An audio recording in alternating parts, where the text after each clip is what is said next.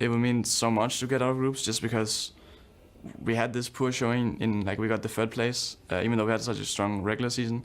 And even though we are 0-3 right now, if we managed to make it out, it would be the miracle run. And right now, I just don't feel like we're at a place where we deserve to get out, because it just feels like no one's like playing 100%, and no one's really trying the hardest. So if we were to try our hardest and get out of groups and somehow turn it all around, then it would be the best ever. Well, we'll see if they can do it. The miracle run. No team that started 0-3 and made it out to the top 8, but this could be the run for Fnatic. The previous result certainly helps them in that regard. Welcome back, ladies and gentlemen, to the deciding week of group stages. Group B is the one here for today, and it's a clash between Longzhu and Fnatic.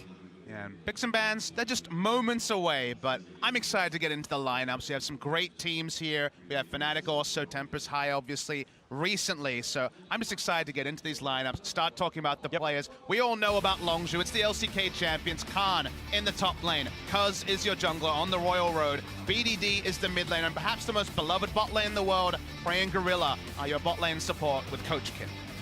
Of course, their opponents, this one from the European LCS is Fnatic. We'll see if that run can go. sOAZ in the top lane, Broxah in the jungle, Caps in mid, Rekkles in bot lane alongside Jesiz, Coach Dylan Falco.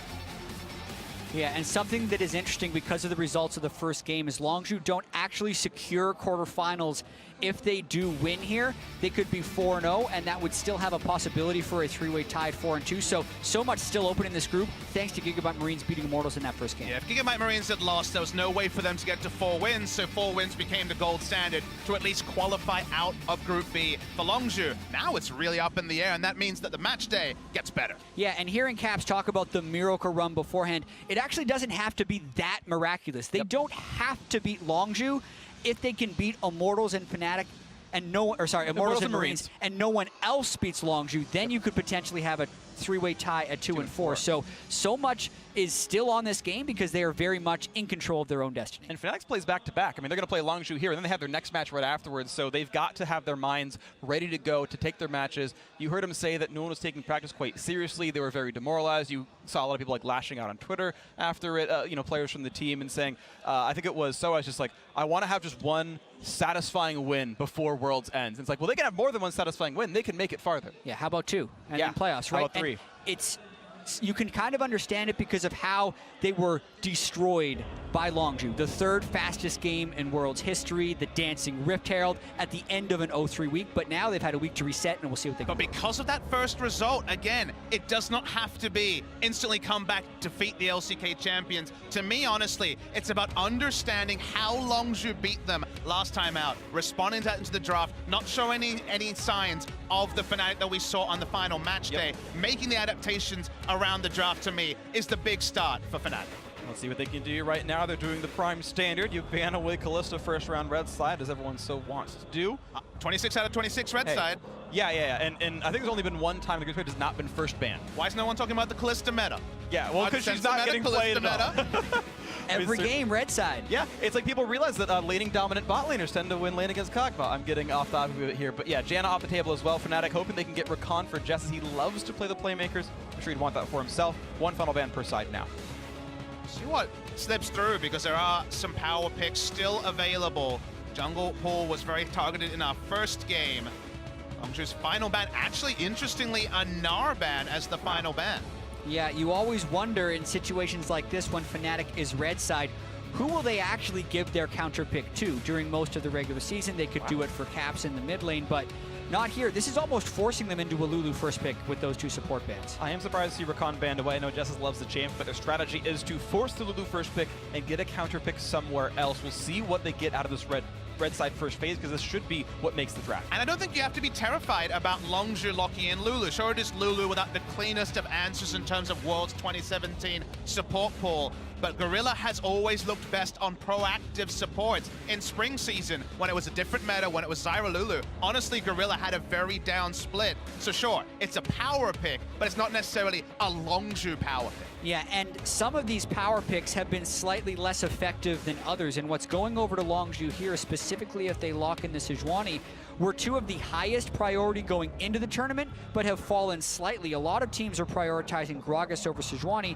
and Janna over Lulu, so it's actually pretty rare that you see these 3 picks actually on the same team in the Lulu, the Sejuani, and the Kog'Maw. And some of it is Broxah playing his own style. His picks so far this tournament have been Elise, Lee Sin, okay, one Sejuani game, but now the Rek'Sai. He's only played one Syndra champion so far the entire tournament, or at least in the group stage, I should say, in the main phase here. So he's playing to his style. They're going to get the Syndra the mid lane, more early pressure. But I'm getting a bit giddy because, you know, when you think of league catch-all terms, Juggernaut became one of them. It was actually Prey and Gorilla that developed Juggernaut on the Rocks Tigers now many years ago. So seeing Lulu Cop, always the core tenet of that particular combination, makes you smile. It may not have been 2017 success on the Lulu, but anytime you give resources to Prey, this guy's God. And I wonder if this is the moment where we see another team try and speed up the game. Longzhu was speed running Worlds, but they have been doing it against other teams that are playing slowly. And here, they have what you would look at as a slow composition. But you have Rek'Sai on one side, you have Syndra on one side. They can pick an aggressive support and even counterpick the top lane and really try and go for an early game strategy. And I was actually talking to some of you analysts about how would they approach Red Side, and they were honestly saying more of the counterpick for Cap story rather than necessarily picking for sOAZ. But sOAZ often finds himself in those tricky matchups. Giving him the counterpick to at least pick a safe tank matchup would be big. Sona! Sona gonna come through, super good laner for sure. She is so gankable. Oh yes. But the landing phase is great. Incredibly gankable, can do a bunch of damage in lane, and can also be very good late game. And we were talking about That's more like who else we would see for Ardent Censor if too many supports started seeing bans. Sona was in that conversation. And will we see Khan's Jayce? I think it's likely. It's the sort of pick that basically wins every tank matchup. It will be locked in.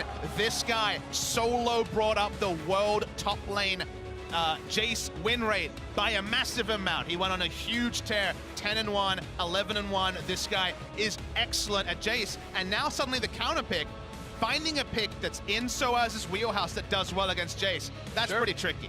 Well, he's going to go for the Renekton onto this one. He is French after all. Renekton is basically their home champion in this case. That or Fiora, if you know the reference, of course.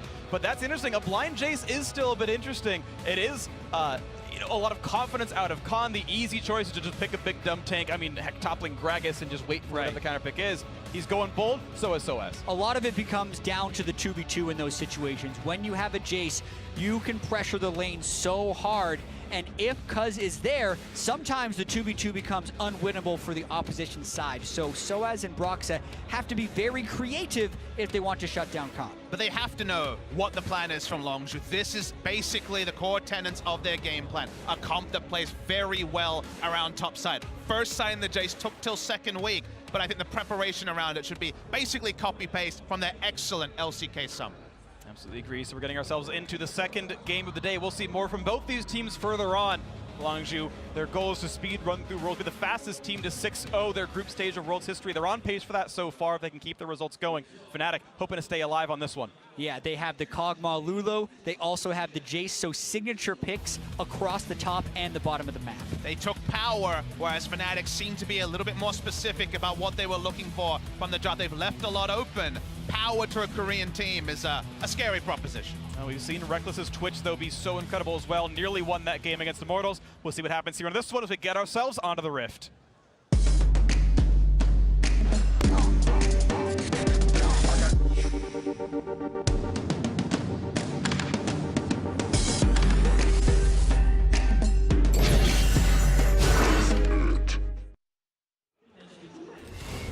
Welcome back to Summoner's Rift, ladies and gentlemen. Game 2 of the day between South Korea's Longzhu Gaming and the European LCS's Fnatic.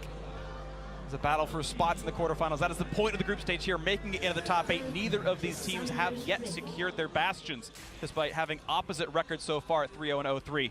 See what comes into this one. Exactly, polar opposites during week 1. The fastest game we have seen of Worlds 2017 was the last time Longzhu and Fnatic played against each other. 20 minutes, 52 seconds, the third fastest game in Worlds history. And you have to think for these 5 players of Fnatic, it's etched in their mind, burned in their mind even with the dancing Rift Herald and not even 21 minutes on the clock. But this has kind of become the storyline of World.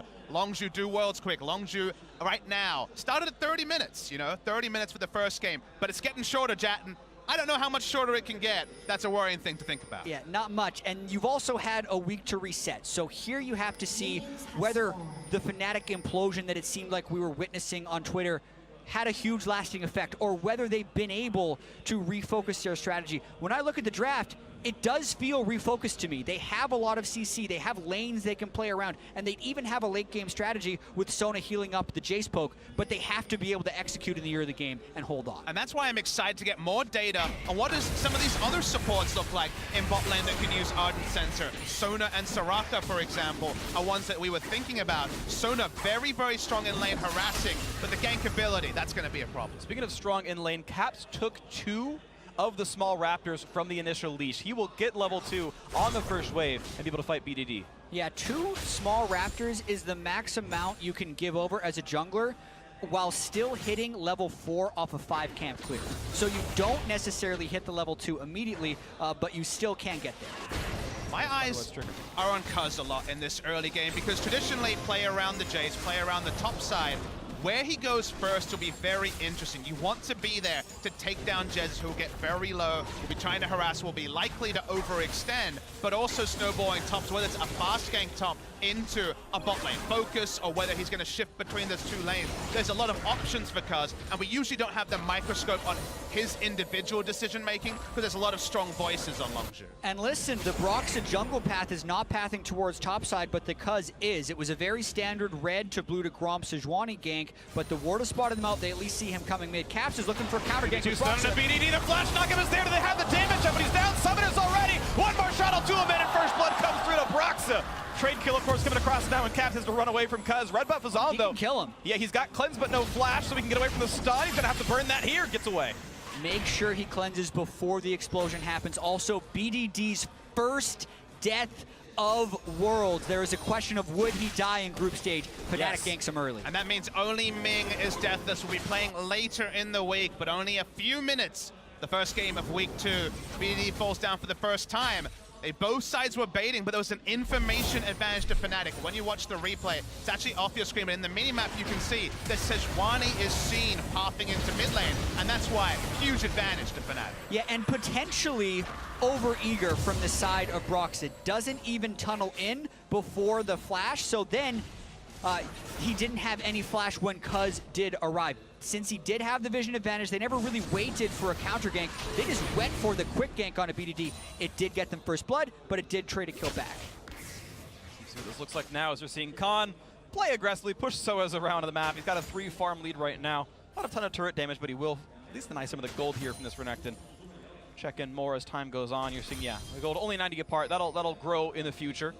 And a lot of up 200 gold. And a lot of people see the top side matchup and remember Sejuani getting slammed by Khan in the finals of the LCK. Remember that was with vertical jungling and a lot of support around top side to allow the denial. Khan doesn't have vision of the enemy red side jungle. It is a Rek'Sai, can be a reliable ganker. So for now, Khan can't play quite as aggressively, deny as many CS he might want to, because the vision is not in place for him to repeat that game plan.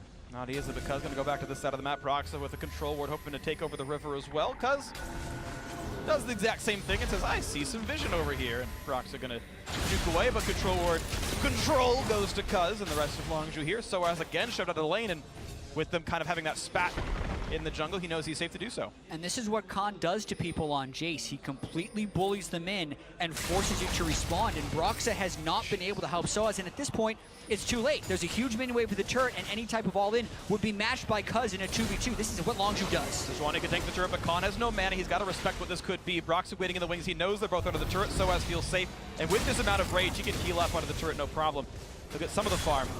Stays alive. And it's not a dead sOAZ, but now he's finally getting access to CS and sharing experience with his jungler. So sure, it's not a kill, but still plenty of damage on a Rekkles. He's got to be a bit careful. The health bar is running low on this. The chase is on. Out of mana, out of range, but that was a decent trade, and it's going to be the first recall out of Fnatic. If you have some money, they'll be able to afford decent items. Yeah, that lane is splitting so far from a farm perspective, but Fnatic forced into a recall here, so a little bit of that pressure will seed over to Longzhu. That means for him. 1,400 gold recall it was for Rekkles and Co. So he's going to have Zeal his first item. It's pretty standard to rush Hurricane at the very beginning. Does mean he floats some gold on the recall though. Does feel like the early phase of the game is going to be a lot of this. Jungler face-offs on the top side, so at least Broxah is playing at least lip service to providing coverage for the top side. Having vision on the enemy jungler is like having a ward around whichever camp he is on because you know he's there. To me, I'm always interested to see when the transition comes to the first gank on bot side, because vision priority isn't part of the metagame. Sightstone timings are much later. Actually getting cemented vision on the bot side is difficult, and we already said you could choose if you were Cuzz, top side or bot side focus. Expect Sona to be very much overextending, and it's a potential kill for whichever side visits bot lane first. And I look at Prey, that is an incredibly early upgrade on Relic Shield. So he has faster sharing on the Targon's Brace, and when he completes the support quest, which will be another 300 gold, he will be getting that shield from the item. So very defensive play there by Longzhu's bot. Summoning Hill for Moose BBD. He wanted to dodge away from the stuns. He's got Cuzz around him nearly as well, and that's still a Summoning Hill down for Broxah, looking for the gank. Right now, this Rek'Sai is down a level 6v5. Cuzz has ulti access, but caps his cleanse out. There's no target there. A bit more flexibility with build path when you are on Ryze and you're not looking for a Rod of Ages timing. If you see a Negatron cloak, probably going to be going away from the Rod of Ages as a first purchase, so at least has the ability to deal with some of the all-ins from caps. Yeah, he's doing the Abyssal Mask Rush, and what I find interesting is Powelter had gone for Rod of Ages in the same matchup. Now the ulti's going to come across, they're going to land it onto Sona. Sona's going to land a little bit of damage on Rekkles, but he's going to try to get away with the camouflage. The slow still landing. He's trying to wait on the flash. He finally does so at the very end. Prey, one more auto won't be enough to kill. Out they go, but a solid trade, and gank means some damage. Yeah, based on the power of those slows, I would have expected Rekkles to flash much earlier, but he thought he'd be able to hold on to it. Ends up costing him both. It was interesting to see the choice there from Cuzz. Both members of the bot lane, Rekkles and Jesiz, were possible targets. He kind of split his damage, but he hit the CC. Getting both summoners out of Rekkles is a very high value, because now, if you're Sona, you're probably going to have to play under turret, not be able to overextend to harass trade like Sona wants to, because your AD carry doesn't have summoners. You see the two coming in. They want to fight Cuzz. This one's got that shield at the very beginning. Now they're going to knock that one down. The first damage could be there. Trunking away and going to stay alive. And here comes Khan. He wants the kill, but a knock comes through for Broxah. Ulti to buy some time. He's still brought the wrong side. Yeah, a flash makes through. He has no way out. Now sOAZ flashes, but they're already out of range. Khan gets away with it. +1 kill to Longzhu. Yeah, Khan well ahead of that play on the roam, even though Broxah was just falling. Jesiz had his flash, but not for long. A straight up 2-on-2 kill. Of course, the gank burned the summoners, but now the repeat fight is there. That was actually a big mistake from Fnatic's bot lane. They didn't respect the level 6 being hit by Gorilla. It meant that Prey could go wild running in, because they would have had the health advantage. So 2v2. Unfortunately, that kind of piles onto what is suddenly a bit of a Longzhu advantage. Yeah, if you're wondering about mentality and tilt as well, those are the killers in these games where you're using your flashes and still falling down. This is a play Fnatic was trying to set up. They have the tremor sense for Cuzz and BDD, but they don't track the Jayce until it's too late. The fight has already started. Not to mention, it's incredibly difficult to burst to Sejuani thanks to the pass. And you mentioned the flash. It was smart because at this point, Longzhu knows sOAZ is coming. The follow is going to path through from the Void Assault, from the Rek'Sai ultimate. They know he'll be there. We moved to bottom lane, and unfortunately, Jesiz walked up too far. And I think it was also a smart move by Longzhu right there, hiding in the brush, knowing they're both level 6, and actually freezing the wave down on the bottom side. So if Jesiz and Rekkles want to hit 6, they're either completely giving up farm or just losing some of the experience when they move up to try and get it, instantly punished by Prey and Gorilla. And the no assist credit goes to Cuzz. He does kind of get that advantage for his team again. The summoners being down, a really big deal. First item's already done. Gorilla, sub 10-minute Ardent Sensor, and he's got a long-range marksman to kind of apply that damage with. This is a very strong 2-on-2 right now for Longzhu. And the power spike when it comes to trading is going to be hellish for Rekkles and Jesiz to deal with. The synergy between the on-hit multiplication of the Ginsu Rageblade and the Ardent Sensor is one of the hidden big things why on-hit Varus has become more of a thing. Unfortunately for Rekkles, he's just going to kind of build a Hurricane and try to disengage, push the wave and leave. Because any sort of standing damage trades are going to be super on the side of Longzhu. And when one lane hits that power spike first, the lane is mostly over. Add that to the fact that there were no flashes on the Fnatic bottom side. and Broxah isn't over there on that side of the jungle. The turret's not even contestable. Fnatic had to move off. And it's one of those multi-step plans. Of course you can invade the blue buff. They can't enter a lane against us with how strong we are. They have to take a very defensive path to lane, and Rekkles and Jesiz say, well, we need to get out of this 2v2 as fast as possible. They'll be able to hit the map first, but big advantage being piled up around bot side for Longzhu. And the question is, how quickly and effectively can Fnatic answer this? The play when you're getting invaded in the bottom side is to just go over to the top side. Full turret gold going over to Prey. 650 to him. That's going to feel pretty good on this. We'll see what comes next. As this turret's going to take a fair bit of damage. Nice little knockback there. And this turret could go down with one more wave of this kind of pressure, but keep in mind Lulu and Sejuani both joining the fray. And Khan's highlight reel has only grown and outplays with Jayce under turrets when multiple members head up top. His first thought was to pull back. He now has the support of his laners. They're not even going to get that standing gold and getting that top lane out of turret. He's going to stay alive for now. It's going to be the wave caught by the bot lane, the duo of Fnatic down on that lane over there by tier 2. Recall comes through for Prey. Not quite enough for the Rage play, but he's close to that completion soon. No Drake's picked up yet, but a 2,500 gold lead means Longzhu in heavy control right now. And now, it's all on Fnatic resetting. They realize now they're behind. The game is not over by any means, but this is the part where we can really query, where did Fnatic go? The first game on stage after last week, they've fallen behind. They're starting to feel, of course, at least a modicum of reality and negativity about where they are. This is really where their character can be accurately judged. And I think any gank is acceptable in the fact that all 5 flashes for Longzhu are on cooldown, and there's even still a flash for Cap. So they can go for a play, but they have to commit for it. And the problem is their lanes are not actually in great spots right now. So if Broxah is thinking about pathing bottom lane, they're going to lose the turret top. Damage already coming through in this one. 2 different attack speed buffs available for Lulu thanks to Ardent Sensor. Trade for bot lane. I do like Fnatic's plan, which right now is to send the duo lane around and basically play around Jayce. When you have someone who on their own will crush lane in a 1v1, don't make it a 1v1, 1v2, 1v3. The price you pay is there are more objectives on the top side that are being focused. A Rift Herald has already been started. There still is a Mountain Drake, but for now, Fnatic are very much second when it comes to actually picking up those big map objectives. Right. Theoretically, it's tradable, but right now it's not happening. Yeah, and Prey, thanks to turret gold and the 1 assist, is 1,100 gold ahead of Rekkles. They gave him solo turret on first turret. They gave him solo turret top, compared to Fnatic, who just got 1 turret, and it was shared between the Sona and the Twitch. Play now. Khan does have his summoners though. No real threat on the Jayce here, but the bot lane turret still being focused a little bit. A couple hundred health off. A gold lead with Rage Blade, free 15 minutes, means that you have that item early. You don't have that annoying time when you're sitting on a Blasting One as an AD carry and hoping to get the actual combination. So that's why Longzhu were giving the solo gold, because they wanted the Rage Blade to actually be completed. And now Rage Blade, Ardent Sensor, that's pain. That's a lot of pain. And he's going towards the next item as well. You expect to be Hurricane, but Double Dagger could be a lot of different options here for Prey. See what it is. Rekkles, of course, on the hunt. Champion he's done so well with before. He's been one of the biggest split pushes for Fnatic. Before it was Kennen. The Twitch, I think, works really, really well in that style as well. With a Hurricane early, his wave clears rate. Like, this is a spot where Rekkles definitely can take over.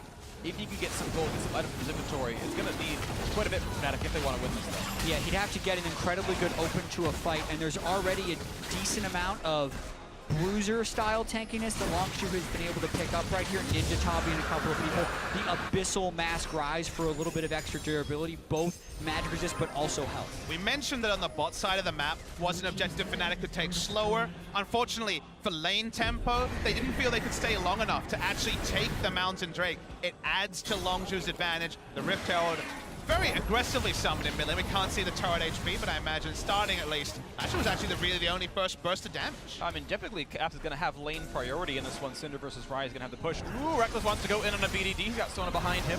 Speaking of Sona, I want to point out she's bought a tier right now, Jesiz. This is actually a very common build if you're watching like Challenger Sona's solo queue. The mana pool really nice to spam those spells. Exactly, especially when you're dealing with poke, it makes you even more squishy. It's a very high risk strategy to use. You don't think it would transfer over to competitive, but I do actually think if you were going to play Sona, it is objectively the right build because you need the mana. I absolutely agree on this one. We'll see what comes through as sOAZ is stuck in a bit of a 1v2. The Syndra, Sejuani over the wall. I think it's also a reality that boots can be delayed pretty significantly on Sona. Her big play is, of course, the flash, right, for flash ult. But otherwise, she's so far in the back line, she's not poking for priority targets with the Q lock-on in a team fight. She's defensive. She doesn't get punished not having boots like other supports. You actually just don't build boots on a lot of Sona builds because by the time you get into the late game, your E is making you fast enough that you're basically movement speed parity with the rest of your team. This is the Juggernaut work, by the way. Double buffs onto the Kog'Maw, the W and the E from Lulu, and he gets to walk in and frontline and do everything by himself. And you're seeing the glimpses of that right here. Prey can frontline on the Kog'Maw as long as he's watching for the CC, as long as he can get away from Syndra, get away from Sona. Right now, no cleanses, chain stun can kill him. And I'd like to call you, Jat, and be like, okay, but what about flash cooldown reduction for the Sona? But the reality is that with how much gold income you get as a support now in this meta, we've been able to track, and supports get about 20% more gold. You need to fill up those items with other things, as well, Cuzz is going to try and disengage, I guess. Trying to save the chirp by himself. Minions, but this should still fall. Get more auto attacks. The ulti coming across, a two-man hit to be a disengage. The number of autos took a little bit too long, so Fnatic burn their first crescendo to get away safely and knock down mid-turret. Yeah, and we'll get back to support items in a moment, but that was just a very proactive play by Fnatic. Yep. Grouping with the Ardent Sensor Sona. Very strong play to make. A lot of sustained healing thanks to the tier. Push down that turret very quickly. And it's a good read of what's happening in the game because, of course, Ryze and Jayce are both from inside lane this Look at that. And if Sona had not delivered a ton of heals and the summoner heal at the very end as well, that would have been dead cat for a flash down. Jayce and Ryze spend most of this mid-game inside lane. So grouping mid lane was a proactive strategy they could make. Very good to see on the side of Fnatic because, again, we just don't want them to roll over. That game plan is only 3 minutes and 50 seconds, the game time. The last time these two teams met just a few days ago, it seems like this one's going to go longer. No, this is going to be definitely more than a 20-minute game here on this one. Prey and the rest of the company going to look to do what they can. I do want to point out something else that I actually really love. Stormraider certainly is the best keystone on Kog'Maw, provided you can survive your laning phase. And it means that when you get like 4 auto attacks, you gain the giant burst of movement speed. And that is the only, kiting tools that Kog'Maw has is just his basic movement abilities, and being able to walk really, really quickly, a huge deal for him.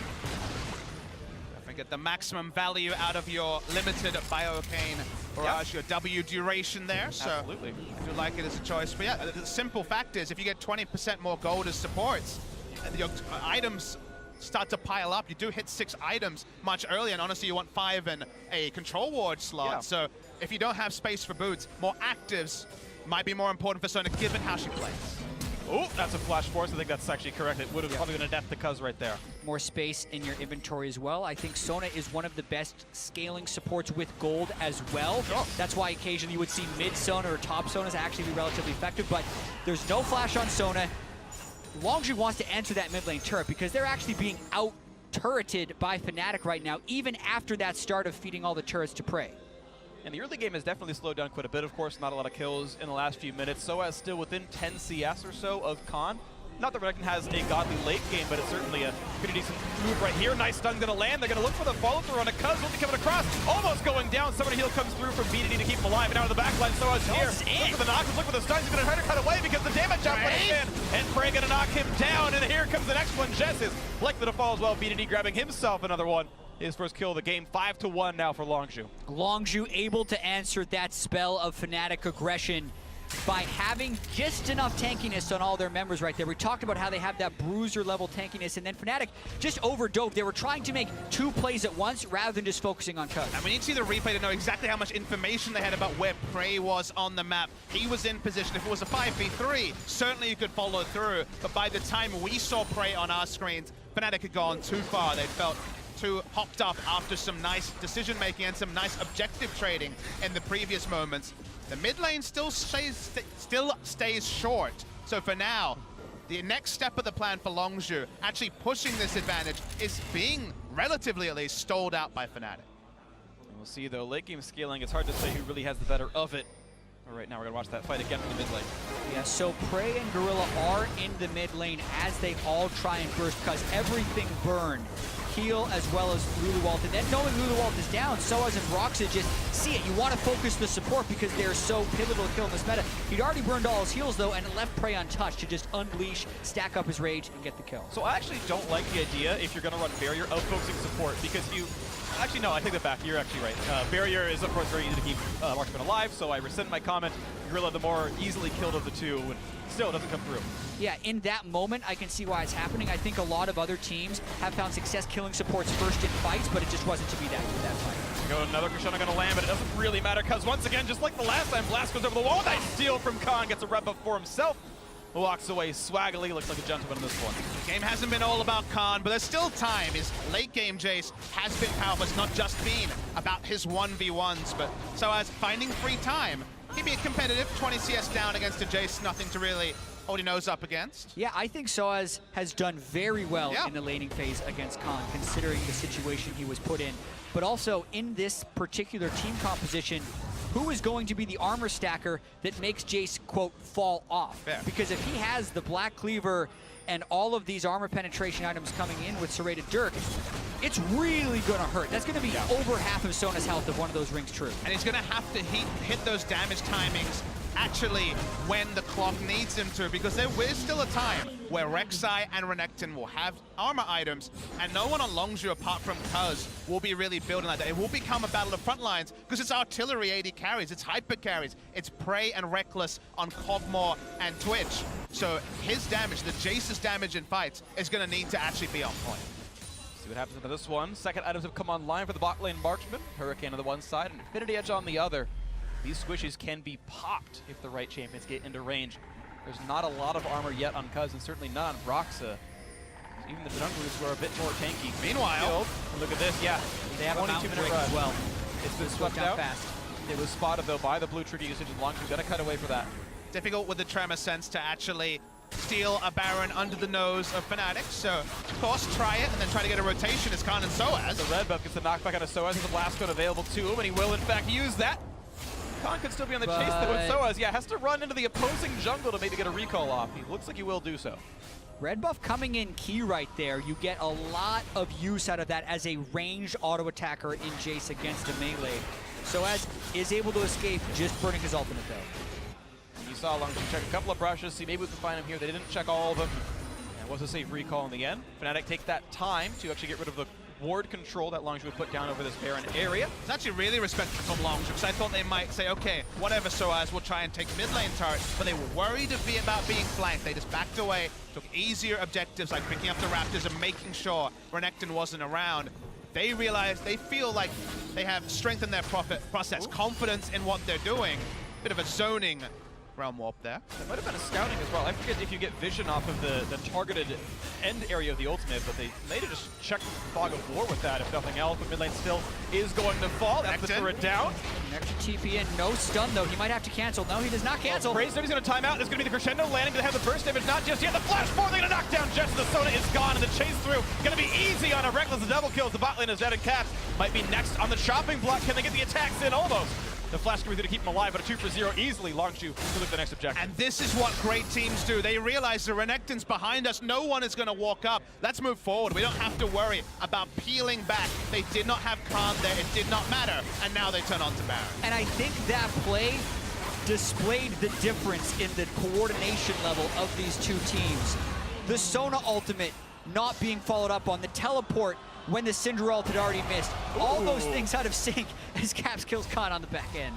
Gets something for himself. Khan was zoning out the jungler. Lost his flash for that play as well. Caps the same, but worth it, of course, as Broxah was part of that fight. Also, all right, something on the board. Fnatic got their second kill of the game, but this is now a very tough road ahead as Longzhu are far, far apart in this. Yeah, 5,000 gold and Baron. If there is a go button, you expect Longzhu to press it now. Thinking about that last fight. It's probably, actually, if you think about it, it's Lulu W on the Kog'Maw is probably the go button that we'll see on the 5v5 start. Again, we see the replay. They know Renekton is behind them, but the moment that Prey... Good range for the crescendo. That's a fair question. They know Renekton's not going to get the backline if they move forward, and that is the decision, the small micro decision of just go forward. They have no front line, is what won Longzhu the fight.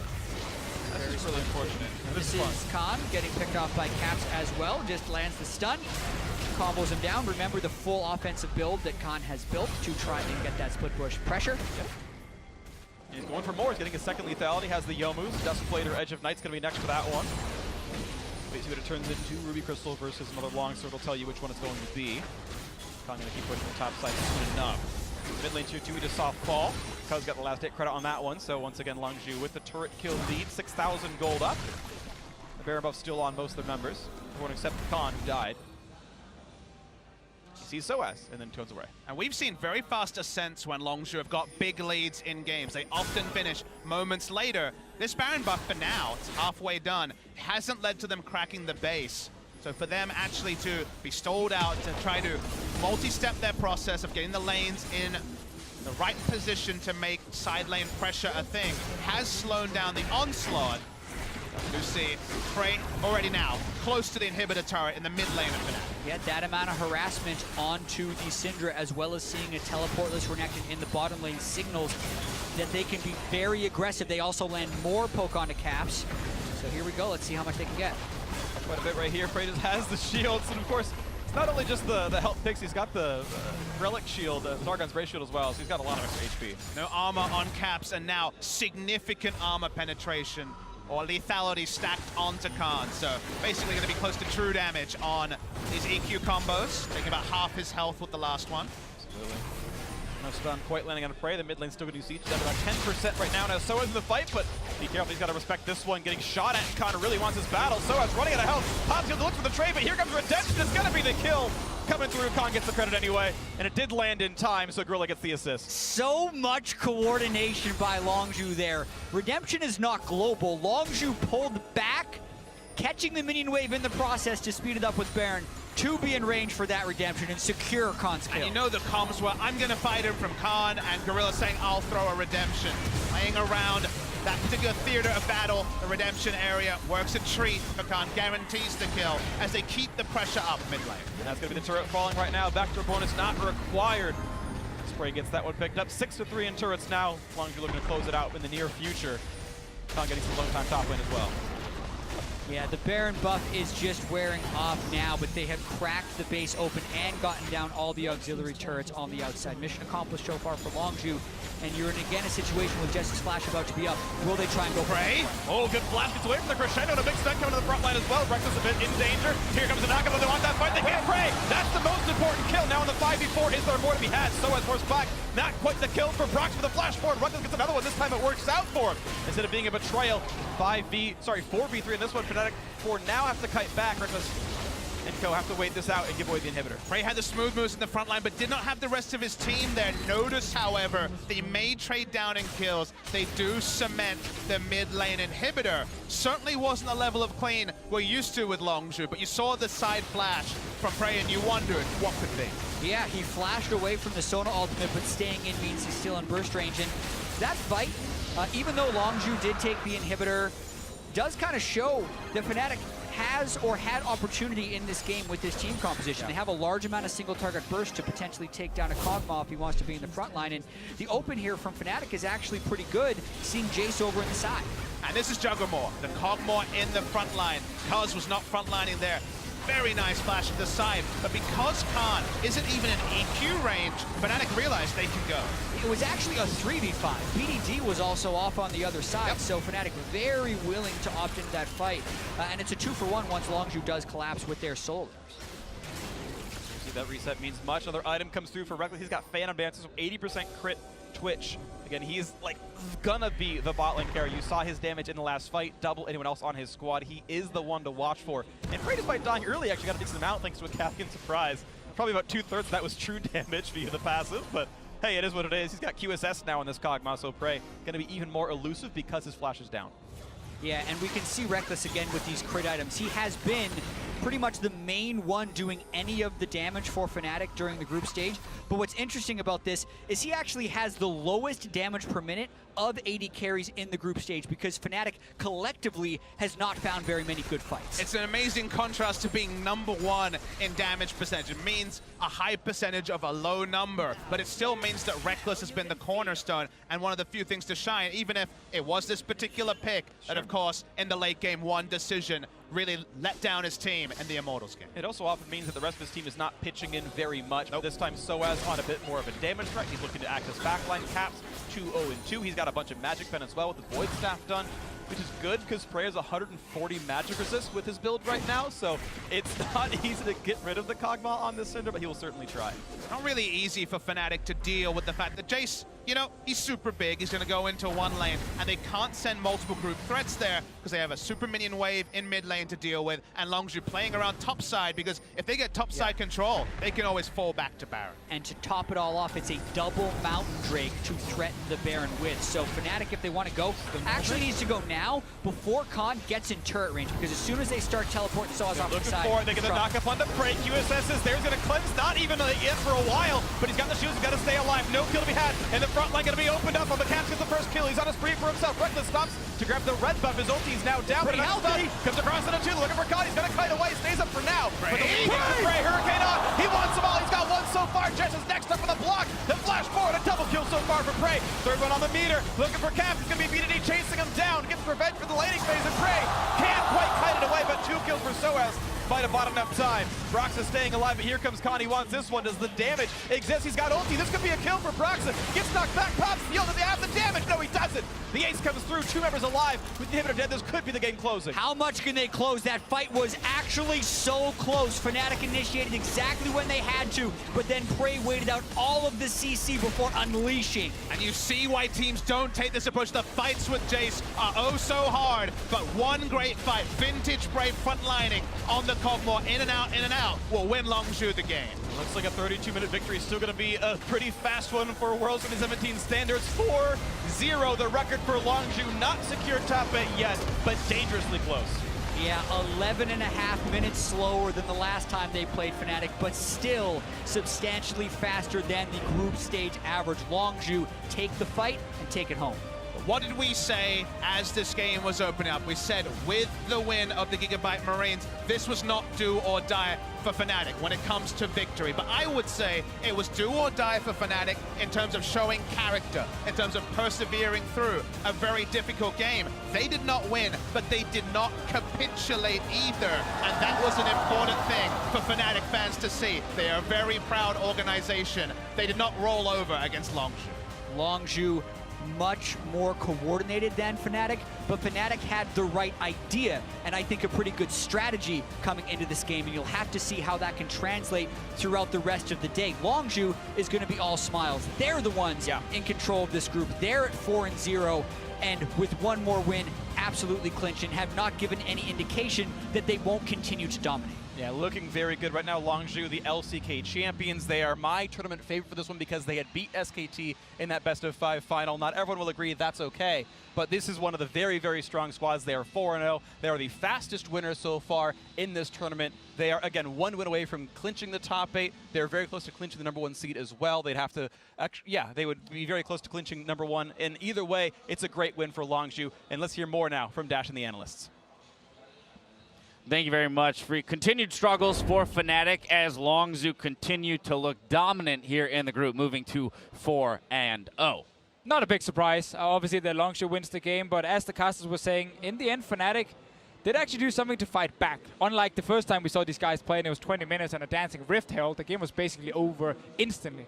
Right, it's a tall order to come into the, the first game of your week 2 and play against the group favorite when you are the team looking to mount, a number of consecutive wins in order to move on to the knockout stage. They exceeded expectations, right? sOAZ, he got a better matchup with the Renekton to the Jayce. He was keeping up in CS. He wasn't dying all over the map. He was actually being proactive for himself. Broxah with an early game jungle. So I think Fnatic had a better idea of how to attack Longzhu. Now Longzhu got a sick draft for themselves with Jayce, with the Ryze, with the champions that they all basically played for quite some time. So you can't really target this team, but I know you had some questions about the bottom lane.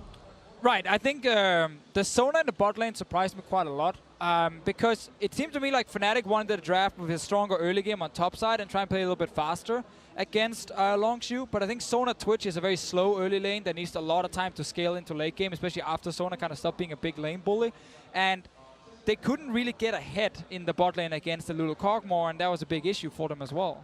I mean, at the same time, I think had they just gone even, it would have been okay in the bot lane. You know, they did not go even. I think largely in part to some mistakes from them. They died 2v2. They gave up their turret 2v2. So to me, I think the Sona actually did make sense as a pick. It just didn't necessarily get executed as well as it could have, because when you think about the ability to heal through Jayce poke later in the game, the ability to apply Ardent Sensor constantly to all these people who are auto attackers dealing physical damage with the, you know, the Rek'Sai as well as your top laner and your AD carry, it seems to make some sense. I guess also one thing they wanted was some sort of engage on Jesiz. It's been a thing they've been playing with in Europe quite a lot, and when they didn't have it, no one else kind of stepped up and were the main engage. And obviously Rek'Sai and Renekton can't start the fights, but for laning phase, I would have taken Karma personally. And in a few moments, we saw the potential of that Sona ultimate, right? But the casters talked about Longzhu just looking so much more in sync than Fnatic, so much more on the same page. And I want to kind of roll through a few examples and look at it from the Fnatic side, because they're the ones playing next. They have to retool and come back on stage and win a game here. And here, Fnatic needs to commit everything. 2 ultimates between Sona and Syndra, but Twitch does not open up, and then the rest are disjointed with sOAZ and Broxah choosing to go on Gorilla and not Prey, and it just collapses because they are not on the same page. Yeah, and I think this was kind of one of the issues for Fnatic throughout a lot of the game. It did feel like there's different ideas about how to approach the fight, or different ideas about what they should be doing in the fight, and perhaps people are not really executing on the level they need to. Right. You pretty much need to have everything perfectly timed, perfectly orchestrated to be able to take down a team like Longzhu. Yeah, and I feel like this could be like a revenge game for sOAZ. You know, getting Renekton, as you mentioned earlier, he didn't get completely destroyed in the laning phase, but in a lot of team fights, he never had much of an impact. This is an engagement. Watch his flank.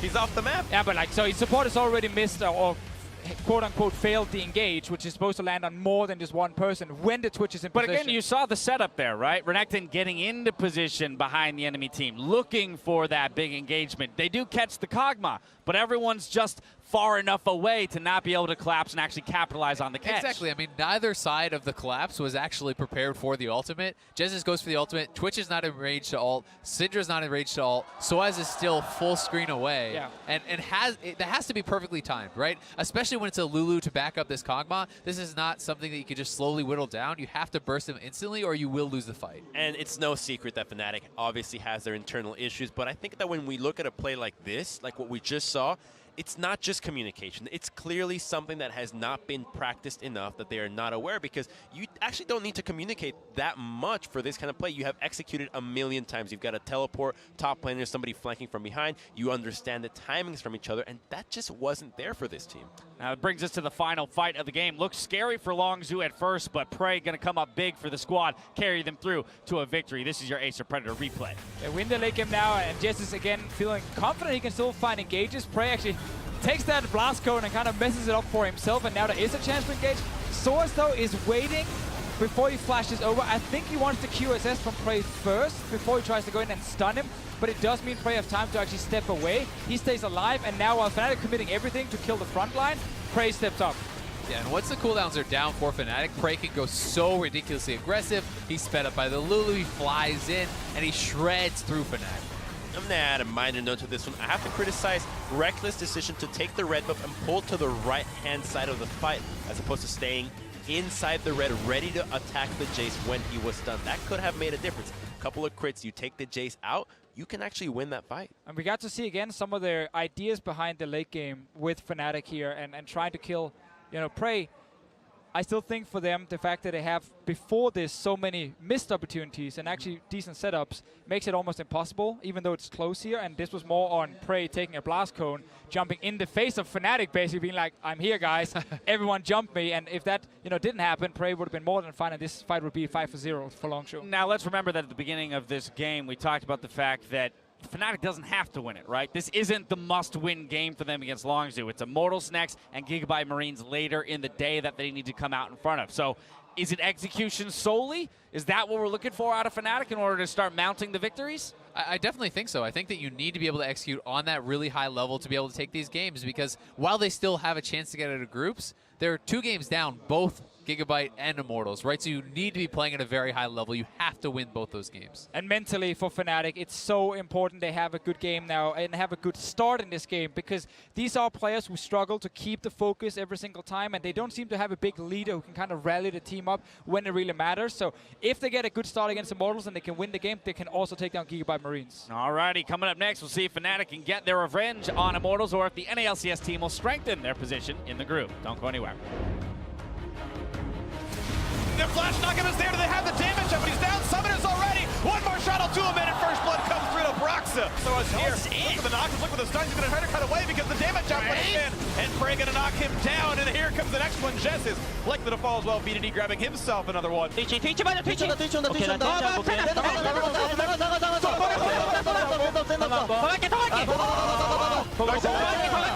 Connor really wants his battle. sOAZ running out of health. Hobbs going to look for the trade, but here comes Redemption. It's going to be the kill.